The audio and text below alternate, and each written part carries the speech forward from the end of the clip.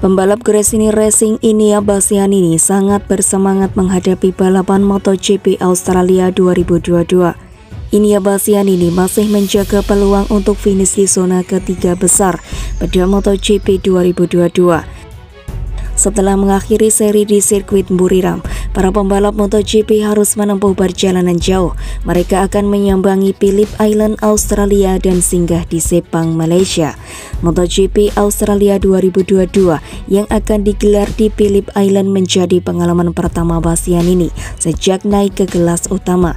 Raihan finish ke-6 pada balapan sebelumnya menjadi modal Bastianini untuk tampil yang lebih baik.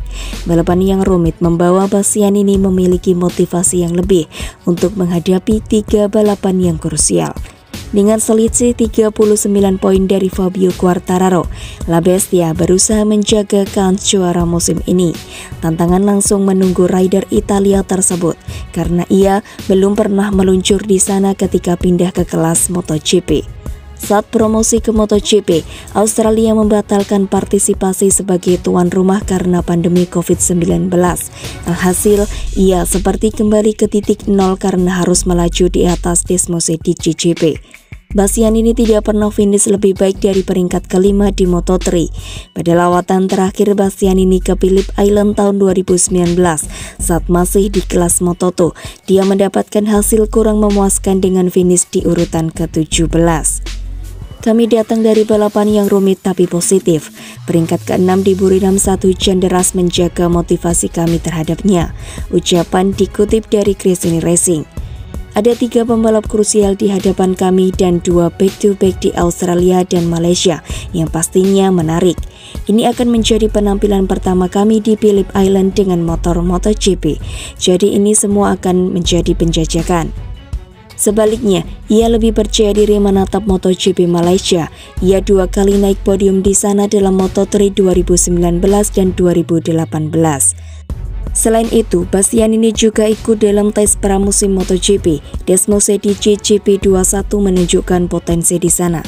Kami tahu bisa kencang di Sepang pada tes Februari yang memberikan kami indikasi yang positif, ia menjelaskan.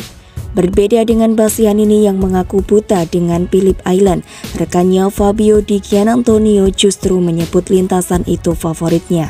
Pembalap 23 tahun tersebut pernah finish di P2 pada Moto3 2018. Akhir pekan di Thailand jelas harus dilupakan, tapi masih ada hal positif yang kami temukan di atas motor dan saya harap akan membantu pada putaran berikutnya. Phillip Island adalah yang pertama dalam daftar, trek di mana saya selalu kencang dan saya sukai, tuturnya. Saya harap bisa menerapkan apa yang saya pelajari di Buriram. Malaysia akan menjadi balapan paling menantang di musim ini karena kami punya sedikit referensi dari awal musim. Kami akan menggunakan kepala dengan baik dan mengelola energi kami secara tepat. Rapor terbaik di Giannantonio di Sepang adalah peringkat ke-6 Moto3 2018. MotoGP Australia akan berlangsung pada tanggal 14-16 Oktober dan MotoGP Malaysia pada tanggal 21-23 Oktober.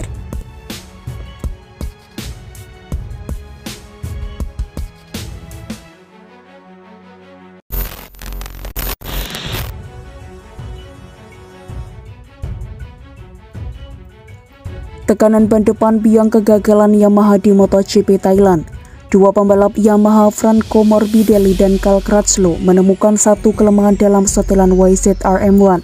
Tekanan ban depan yang tinggi menjadi penyebab jebloknya performa di MotoGP Thailand pada 2 Oktober 2022 lalu.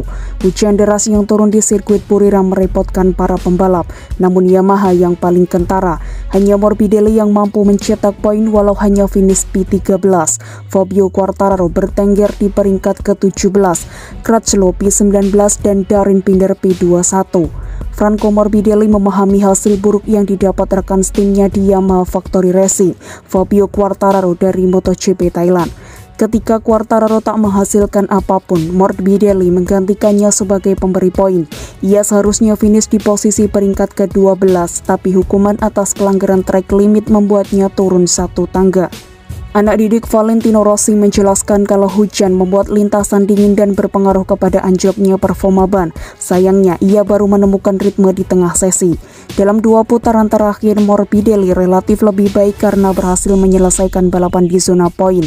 Sementara itu, di akhir balapan, pembalap Yamaha Factory Racing itu melakukan evaluasi dan ditemui adanya peningkatan temperatur ban depan. Saya menemukan ritme bagus dengan setup dan dapat berkendara dengan kencang. Namun ketika saya mendekati roda motor lain, saya tidak bisa menyalip dan tak mampu melakukan apapun. Tidak ada banyak perbedaan, ujar Morbidelli. Tekanan ban depan sangat tinggi dan performanya anjlok banyak.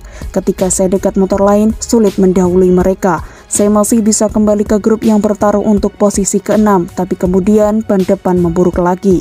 Di sisi lain, Crutchlow yang menggantikan Andrea Dovizioso di RNF Racing mengaku itu balapan sulit untuk rider tim berlogo Garputala. Seperti yang Anda lihat, itu balapan sulit untuk Yamaha. Fabio, Darin, dan saya punya masalah serupa dengan tekanan ban depan, yang mana langsung panas. Setelah pemanasan, ban saya mencapai tekanan yang seharusnya baru saya miliki di pertengahan balapan, atau ketika saya di tengah pertarungan, ucap Crutchlow. Saya tahu itu akan sulit, tapi sungguh disayangkan karena dalam kondisi kering. Kami punya pace bagus, tapi problem kami makin rumit dalam kondisi basah. Saya menyalip Fabio karena berpikir bisa mendapatkan beberapa poin, tapi ketika kami mendekati grup depan, tekanan meningkat lagi. Berbeda dengan Binder yang belum mendeteksi masalah tekanan, tapi yang jelas dia terbatas dan tidak bisa bersaing. Selalu sulit memulai balapan tanpa menuntaskan 1 lap dalam hujan. Sungguh aneh karena saya merasa sangat bagus untuk 5 lap awal, tutur Binder. Saya maju beberapa posisi, lalu saya akan kian kencang dan kencang. Itu seperti mencapai jalan buntu dan saya mulai menderita hingga akhir. Kami harus melalui ini. Sungguh mengecewakan memulai balapan dengan berpikir Anda punya kesempatan, kemudian melihat segalanya berbalik dan Anda berakhir di belakang. Saya sedikit kecewa, tapi masih sangat sulit ketika Anda tidak punya pengetahuan seputar trek dalam kondisi hujan.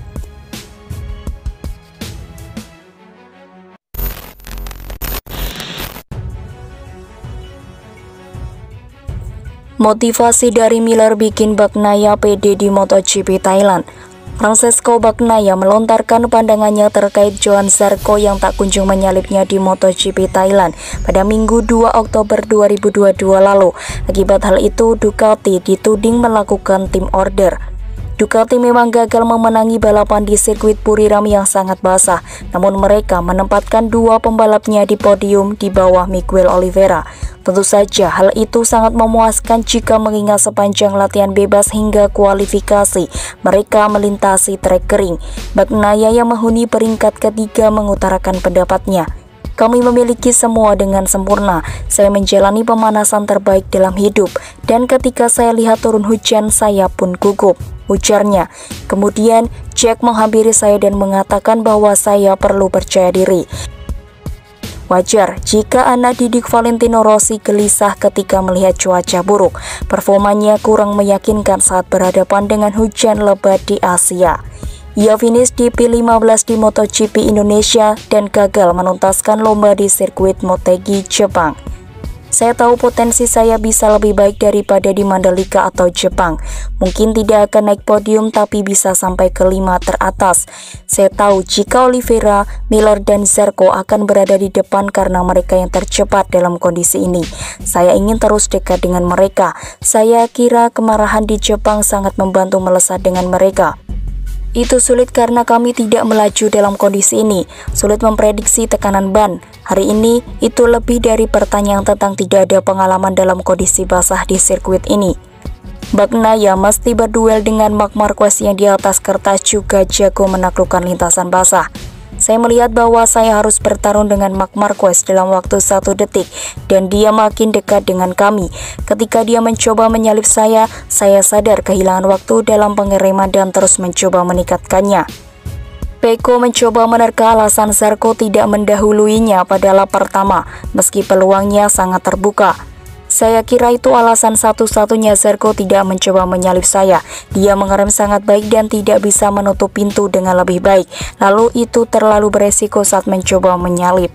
Setelah itu saya berterima kasih kepada mereka karena tidak mengambil resiko tersebut.